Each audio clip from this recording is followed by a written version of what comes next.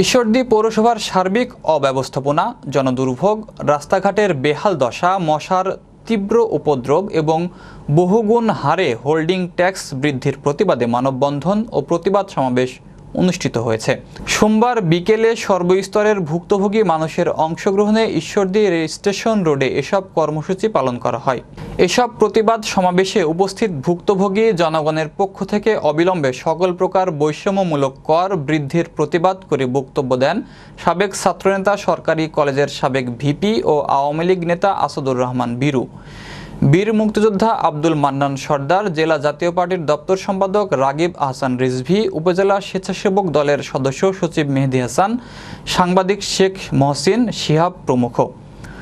পুরো সমাবেশটি সঞ্চালনা করেন সুলতান মাহমুদ বিদ্যুৎ।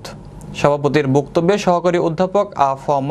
রাজিবুল আলম ইভান বলেন, পৌরসভার সকল ট্যাক্স হোল্ডারদের ট্যাক্সের পরিমাণ সহ তালিকার ওয়েব পেজ থাকতে হবে, অন্যথায় যৌক্তিক বর্ধিত পৌরকর বাতিল করার জন্য গণ আন্দোলন গড়ে তোলা হবে।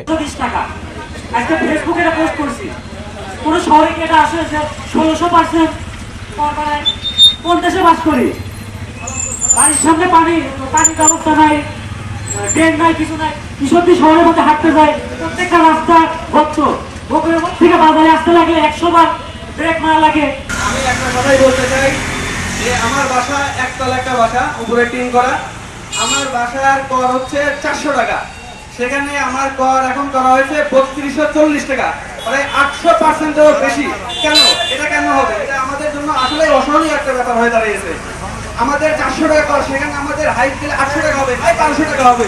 3240 টাকা কর কিভাবে হয়? এটাই আমি জানতে চাই যে আসলে 3240 টাকা কেমনে হলো।